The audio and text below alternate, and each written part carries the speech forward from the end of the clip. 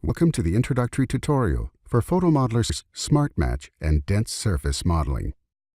This tutorial shows how to create a dense surface model using SmartMatch automation and multi-view stereo. Here is the finished project created from these 9 photos. PhotoModeler Scanner has 4 stages to create the final textured model. These 3D views show the project after each of these stages. This 3D view shows the results of the first stage.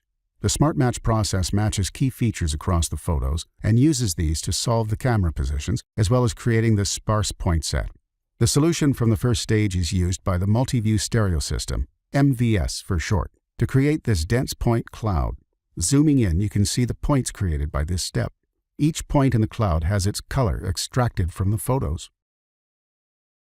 These points are then triangulated during the Modify Mesh step to create this shaded mesh.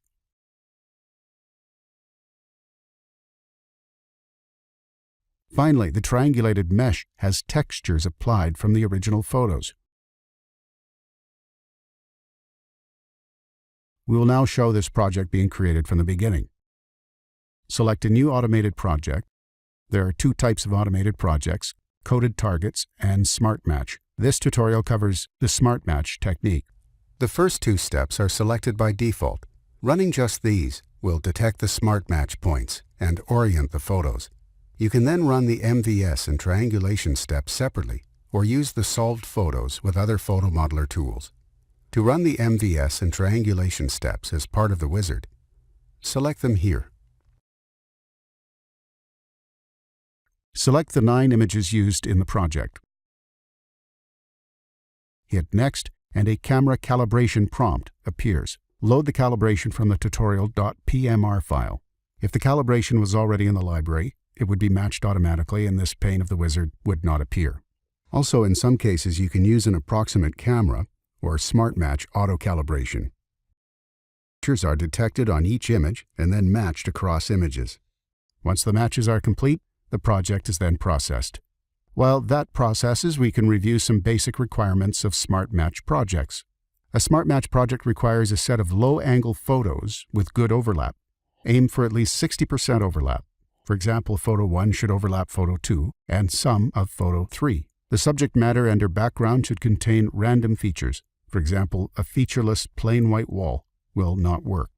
As well, the majority of the scene should not move between photos. Avoid using blurry or out-of-focus photos. After the SmartMatch process has solved the camera positions, the MVS steps will run. By default, MVS requires each part of the object to be visible in a minimum of 3 photos. The following subject matter is not suited to the SmartMatch and MVS process: non-textured solid colors, moving objects, reflective objects, and thin objects that cause occlusions.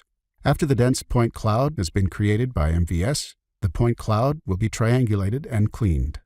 Skipping ahead to when the project is complete, this shows the stages in the final meshing step.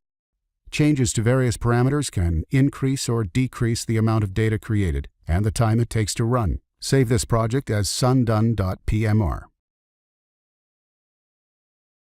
Open the 2 photos to see the 2D SmartMatch marks created and matched between photos.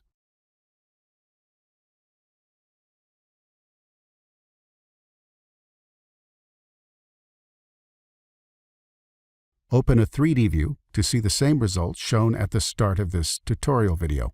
Turn off point mesh visibility to see the SmartMatch points.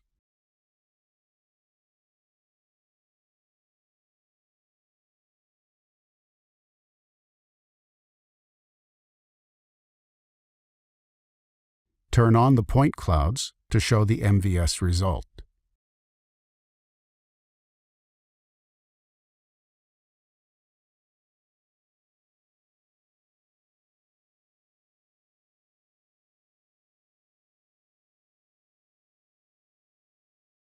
Turn off the point cloud and turn on the triangulated mesh to show the shaded result.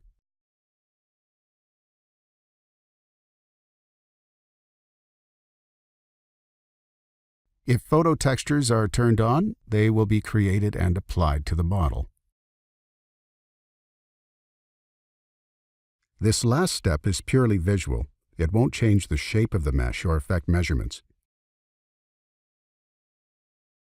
There are a few areas around the edge of the model that are not visible in any of the photos. These areas would not be photo-textured unless additional angled photos were included.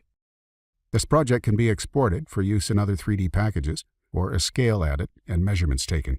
In summary, the tutorial showed the steps used to create a triangulated point mesh, how to run a SmartMatch project and optionally include the MVS and triangulation steps, what type of photos and subject matter are required, and lastly, how to view a mesh in 3D.